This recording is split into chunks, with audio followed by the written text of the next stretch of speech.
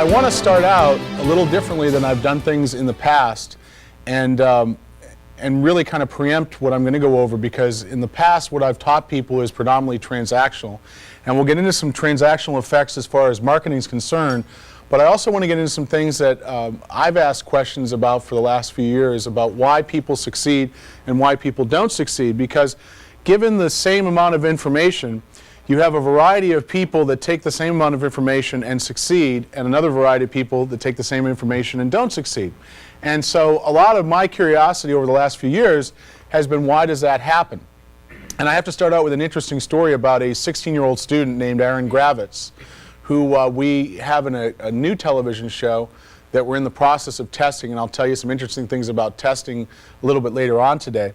But Aaron is a 16-year-old high school student in California who I recently met, and he's in the newest show that we've just done where I was speaking in Los Angeles, and then he'll be in another show that we're filming with Fran Tarkenton. We're filming the final scenes of it in the next week and a half with Fran Tarkenton, and he'll be in that. But when I met him, the interesting thing that I found out, aside from the fact that he's 16 years old, is his dad is a psychiatrist. And we got into a pretty interesting discussion because we had the opportunity to go out and have dinner the night before in Laguna Beach, which the guys that we film with loved going to Laguna, and I can speak for them. I loved being out there also. It was an excuse for us to film a television show, plus get to play golf for a couple of days out there. And it was a pretty nice experience. But I sat down with Aaron's father, and there's some interesting things that I've observed, but I asked from a medical perspective what really happens when it takes someone to the process of succeeding. And one of the things that I've come to realize is that, and I brought it up with a few people last night at dinner, is when people get to the point in their lives where the situation that they're in is more uncomfortable than it has been in the past, they're forced to change. You know, it's just like when somebody gets fired abruptly from a job and told that they no longer are needed at a job, they realize, I've got to change. And that's one of the places where I want to start today, is I think that a lot of us suffer and have an Achilles heel that's a comfort zone. And that comfort zone really prohibits us from moving forward, doing anything that we want to do. We kind of settle into a comfort zone, we think everything's going to be okay. And one of the biggest things that I want to get across to you is I think now more than ever, there is a transition that has taken place in our society where nothing is sacred as far as the corporate mentality. And the conceptualization that 30 years ago, as I was growing up as a kid, that you went to work for a company, you stayed at that company all your life, and things were just okay, and there's no problems, and you got your 2 or 3 weeks of vacation, and you had all your medical bills paid for, and you had a nice retirement, and you got a gold watch, you know, when you were 65, and that's how life was. And that mentality has totally changed, and I think that the most important thing is to not necessarily be fearful of that, but embrace the fact that we've obviously got a societal difference that at least you can easily see it in the last 10 years. I mean, you look at the last 30 years, but you look at the last 10 years, life's really changed. And I don't think that's going to go back to the way it was. And I think a lot of the reason for that is that you see, even in a stock market that's very intense right now and very vibrant, people keep on wondering when the top will be. But you know, there's a world of investors, and the world is awash with liquidity, and they're buying American stocks because they think those are the best values, and that's where the liquidity is. And what forces those stocks to perform is they have to produce more revenue and more profitability. And so what we now have is we have a resurgence of merger mania, where 2 or 3 companies get together, like regional banks, and then they form a big national bank. And in the process, what they do is they flush out a lot of administrative costs by consolidation. And that means that hundreds upon hundreds upon hundreds upon hundreds of people that thought that their lives were very, very safe and secure. You know, for instance, in a bank, you think that your life is very secure. You know, it's going to keep on going. It's always going to be there. It won't be out of business. All of a sudden, they're thrust out into society, and they don't have any other skills. And one of the hardest things to do is to be into a position where you're in your late 20s, your 30s, your 40s, your 50s, and somebody says to you, you're overqualified. You can't do anything else. You really can't get a job. And you sit there in a quandary of what to do. I know that I'm not identifying with anyone here in this room, and I know that this is just for my own enjoyment talking about this, but I think the most important thing to do at this point in your life is to realize that investing in yourself and developing yourself is the best asset that you could develop. And one of the reasons why you're here is I think there's the commonality amongst all of you is you want to change, but I don't think that the majority of you really have a specific concept of what you want to change. And that's where I want to go next.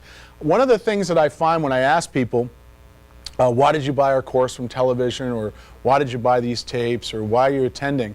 One of the common things that I get from people is their goal is to pay off their bills, which is a great goal. But it's not one that will keep you passionate about making a lifelong change in your life. And I think that one of the things that people get into a habit of is because they've gotten in a comfort zone, they've forgotten that they have the opportunity to dream to do something a lot different than they're currently doing.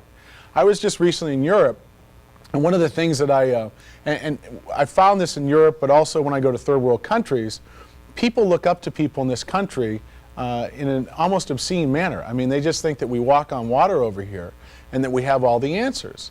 And what kind of has my curiosity up about that is that the conception that people have of us is that we're way, way ahead of everyone else.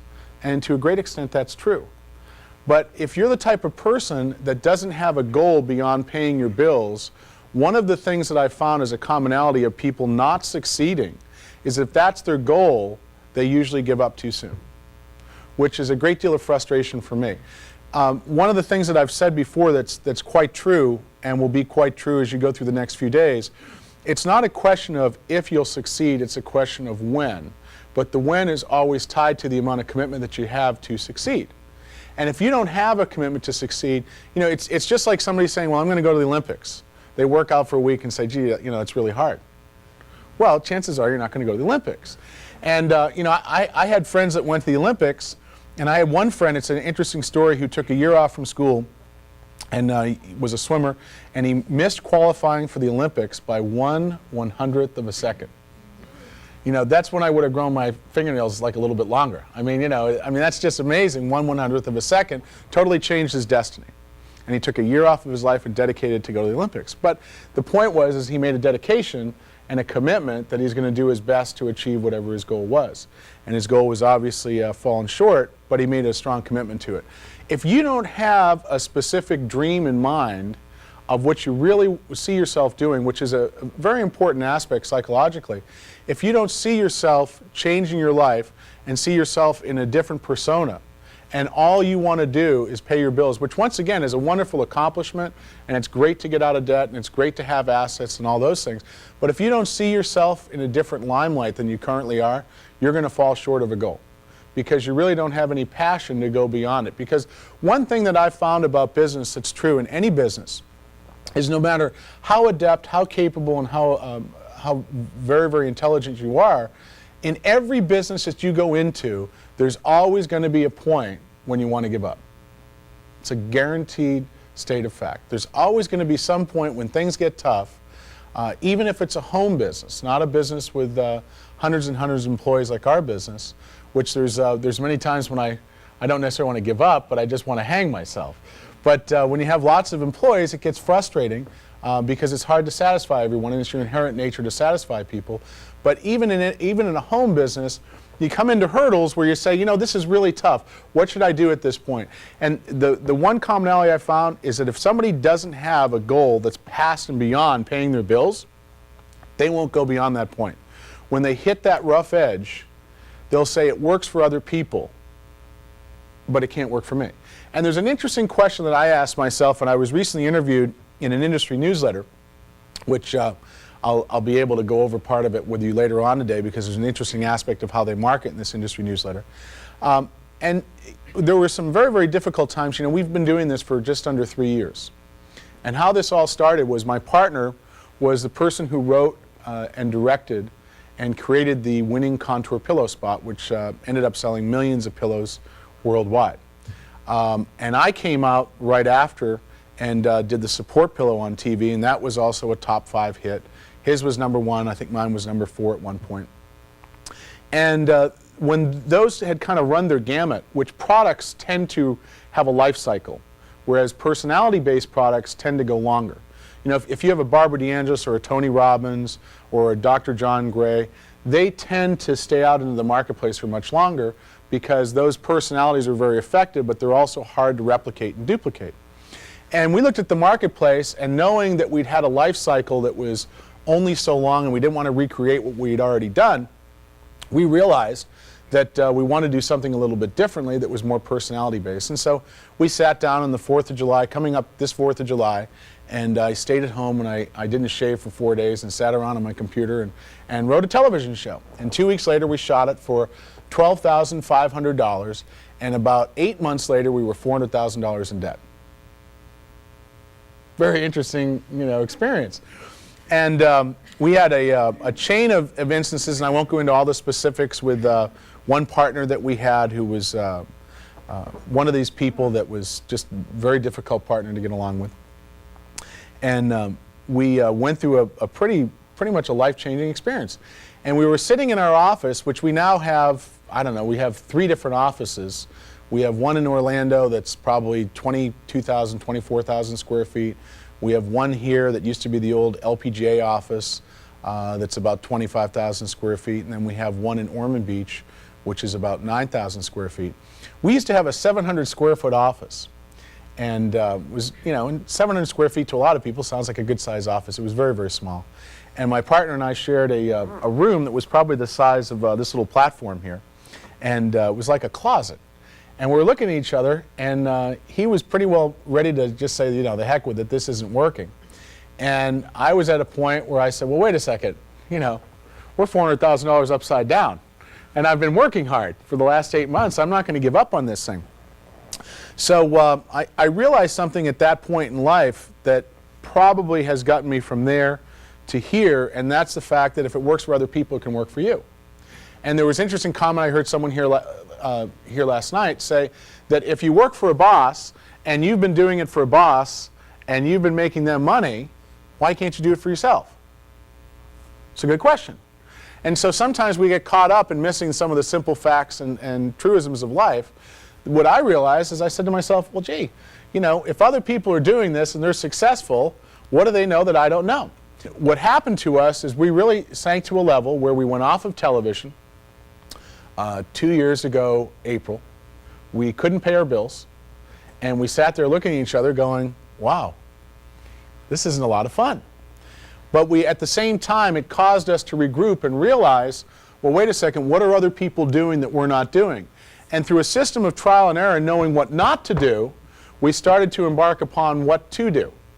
And I think that the point is that in business, what I'm going to go over is things that work, things that don't work, why they don't work, and things that do work and why they work. Your objective when you leave here, and I'm going to give you a specific course of action to follow so that you don't walk out of here and say, my gosh, there was so much information, I don't know where to begin, it was great, but I don't know where to start. I'm going to give you a specific course of action before you leave.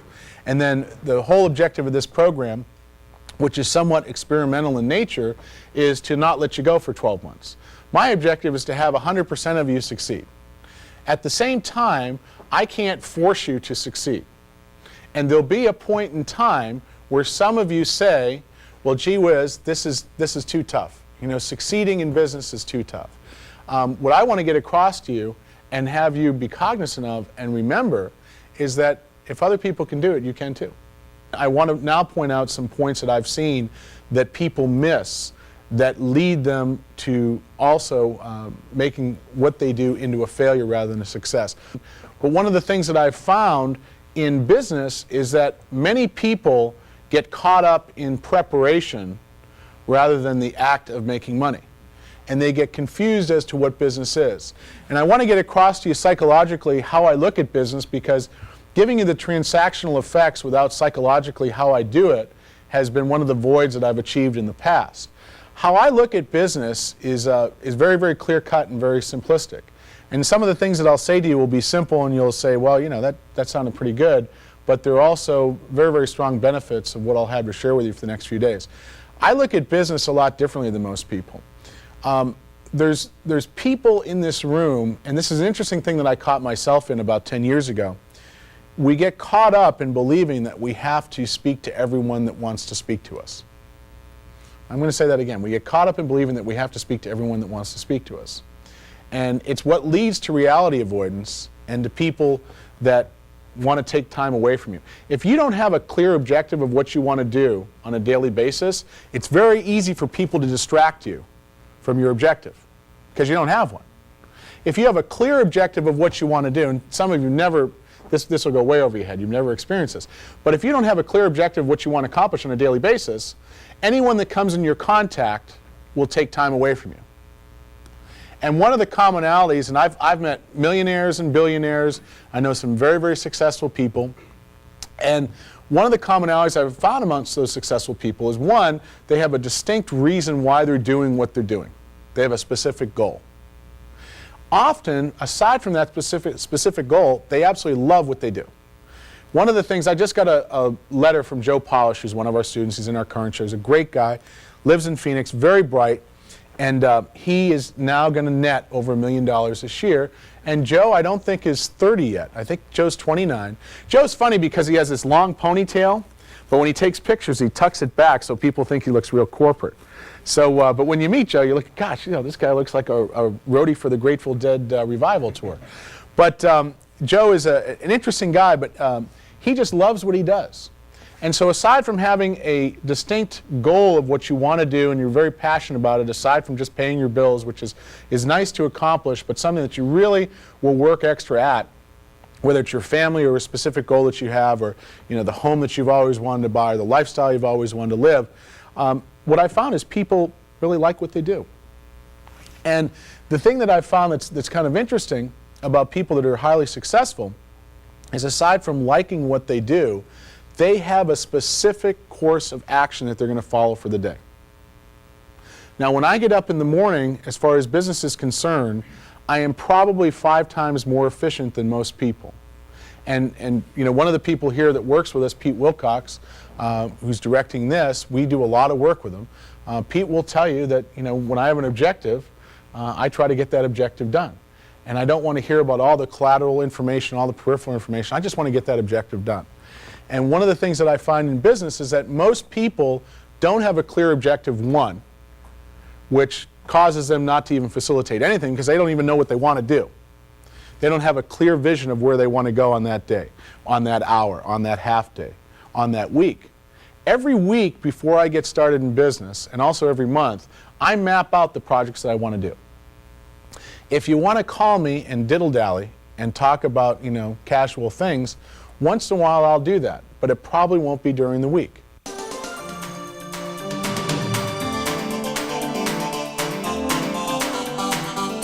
And one of the assets that we all have that we don't know how much of it we have is time. My mother died last year of cancer at the age of 58. My mother never expected to die at the age of 58. None of you in this room, as morbid as it sounds, know if today's the last day. You don't know. None of us do. But at the same time, very few of us value time as a relevant factor of our lives. We just think we've got as much as we need. We think we're going to get a notice when we're finally out of time.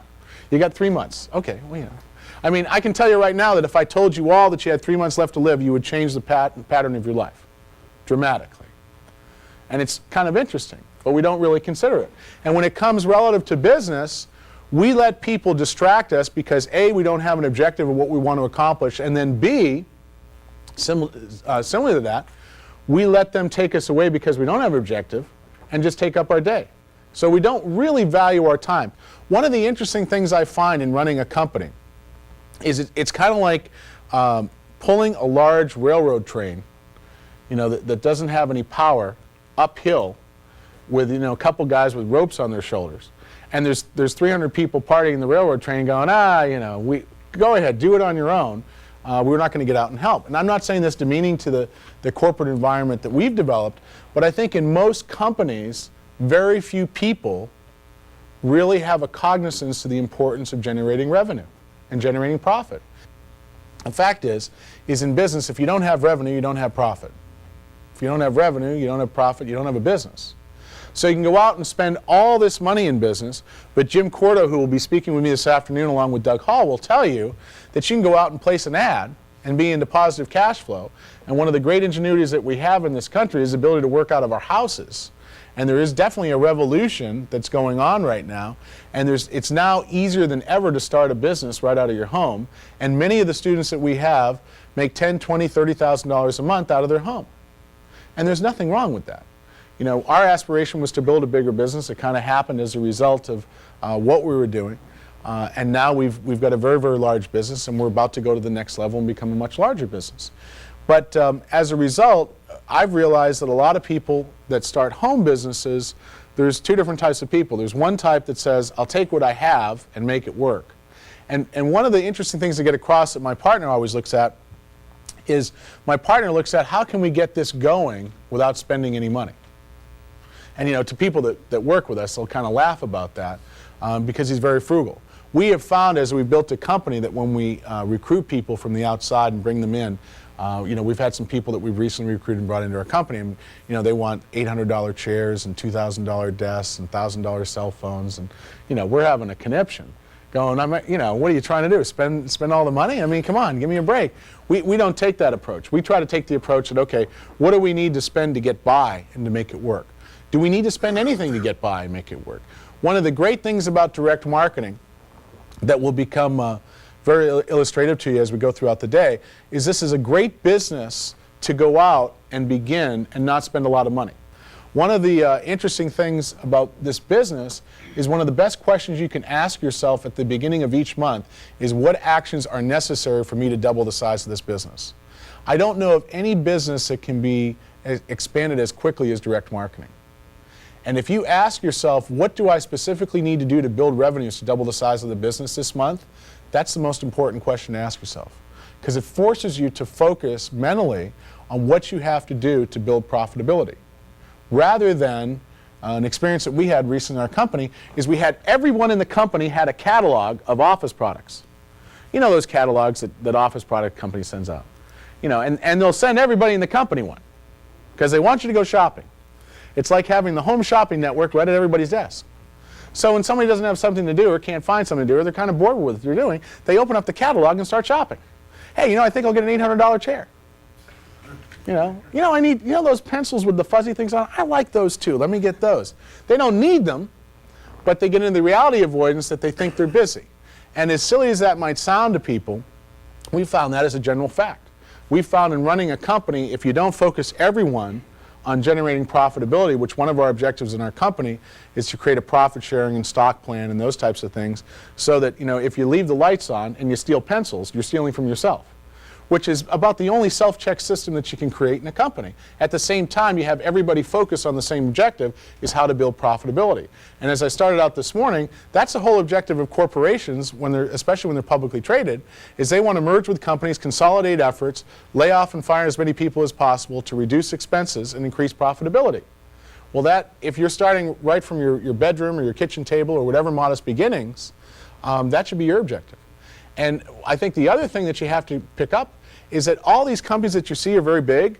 They started with one person at one point with one idea, often from modest beginnings. My partner and I started by talking on the telephone because I was in Hilton Head and he was living here, and me working on the computer, him rewriting because he doesn't use the computer that much to rewrite, and usually writing with pencil that I can't read and then faxing 18 pages of stuff to me that I couldn't read, and a fax machine and lots of paper. And that's how we started. And often people get caught up that they've got to do all these things that I classify as reality avoidance, which comes under the heading of getting ready to get ready to become successful in business.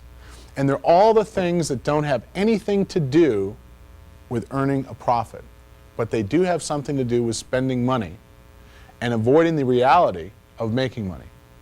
And if you get anything out of the next few days, if you just grasp that and realize from a priority standpoint that in business, that if you avoid the things that take you away from reality, the things that force you to waste your time, and you don't have a clear objective in mind on a daily basis, if you just combine those three things, you have a clear objective, you avoid people that waste your time, you value your time, and you don't get caught up in reality avoidance and spending, and making money is more important than spending money, you will garner a better understanding than most people that are out in business. What are all the things I have to do to become successful? Well, I'm going to tell you something, that more than anything else, if you will avoid what I just said and practice what I just said, you'll be successful. Because I can teach you all the transactional things, but the void that I'll be very self-admitting that I haven't encountered in the past is I haven't gone over this. I've gone over the transactional things, but I've never foundationally started out and said, okay, why do people succeed? Why do people fail? And I have found that that is the commonality. Marketing becomes a lot more successful when you offer what people want to buy. If you don't offer what people want to buy, you get some real problems. Because now you really have to do a great job selling it. One of the things that you can do, and let me give you a few things, and now is a pretty good time to enter into that, and then I'll come back to what we're talking about in a moment. But often people say to themselves, one of our mentalities is we see 2 or 3 different products that are successful, and we say, it's just like when we were selling pillows on television. You know, television had turned into like the world of pillows. I mean, you know, there was a point when all you did was you'd flip through the channels and all you'd see was commercials for pillows. We got kicked off of court television a couple of years ago because we ran too many commercials. I'll never forget this call. It's late December, right before the first quarter of the year, and my sales representative for Court TV calls up and says, hey, you know, I've got your first quarter schedule for commercials. I said, oh, great. What is it? And I was running like 32 spots a day on Court TV. So, you know, during all these trials, you know, they'd go to break and, you know, there'd be a pillow ad. And my competitor was running 32 spots a day. So every other commercial was a pillow commercial. And the founders of the network said, you know, we're kind of tired of watching pillow commercials because all this is a pillow channel. And they called us up and we went from like 32 spots a day to 14 a week. We went from 32 a day to 2 a day. And what was kind of interesting about it is the market was so big that while we were doing that, there were probably, conservatively, another 30 people marketing pillows. Now, we were marketing more than anyone, but 30 people jumped in and realized the trend. Well, what's my point here? My point is in relation to this question. There are companies in this business that all they do is wait to see what's working. They don't have any risk. They always wait to see what's working. In other words, someone else is the pioneer. One of the fundamental reasons why we created a personality-based product and a personality-based infomercial was strictly for that. We had realized that we had created a commodity product that other people could imitate and go out in the market. The interesting thing about this is that these products are readily available, and there's a couple of ways that you can find out about these products. First of all, one of the things that you can, and I'm going to tell you something, that this is one of the most important things I'll bring across to you, because if you want to, one of the things that people want to do is they want to get a shortcut to succeeding in direct marketing. They want to instantly have an on-ramp to succeeding. And the quickest way to do that is to take products that you already know work and source them from someone else.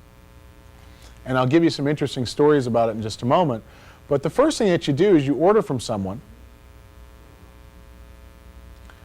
and you get the product. And usually what we do is we order twice. We get a product, we order it, we try to find out all the places they're advertising, which one of the ways you can do that is go to the library. But the other way, there's a company you can hire in Livingston, New Jersey called Burrell's. Doug, is there a phone number in our, it's in our direct response directory? Yeah. So it's one of the things that we did is we have a direct response directory and Burrell's is listed. Burrell's for a fee will go and they source newspapers all over the country. And so if you wanted to, for instance, see every place that Nordic Track advertises, which is, you know, just about everywhere, they would supply a clipping service, and they would clip all the ads in all the newspapers where Nordic Track advertises and tell you, and even send you a copy of those ads. And it's not that expensive when you stop and think about it. For instance, if you wanted to compete with somebody for $300, $400, $500, you can call Burrell's up after going to the library and saying, well, I can only find so many ad sources. You could find just about every place that they advertise very, very quickly. For instance, in the television business, there is a monitoring service that we subscribe to up in just outside of Pennsylvania, in Broomhall, Pennsylvania. And when you walk into their office, it's kind of funny because the first time I walked in, obviously everybody knew who I was because they were sitting there, there's 20 people watching TVs. And they watch all the cable stations to see who's running what where. Well, the biggest companies in this business, Mike Levy, for example, I mean, you know, how he made a lot of money was he'd go out and he'd see somebody succeeding at something. And as soon as he saw it airing, he would subscribe to a monitoring service, and he would get the lists of all the stations that they're running on. He would shoot an infomercial in 3 weeks, edit it in a week. In 5 weeks, he'd have it on the air, and he's in competition with them. And he'd source the product in the meantime. So they found out where you advertise, whether it's print or TV, and Burrell's is a great place for print, along with your own research. And then TV, there's another thing called the Infomercial Monitoring Service. I don't know if there's I know there's a service for direct mail, and I don't know if there's one for radio. But you know, all you've got to do is find out where people are advertising. You've got to find out what they're charging for the product, which you can do by ordering. It's good to buy a second product and return it to see how they handle the return. A lot of money can be made in this business on just how you handle your returns, because often your profitability is in reducing the return rate of a product.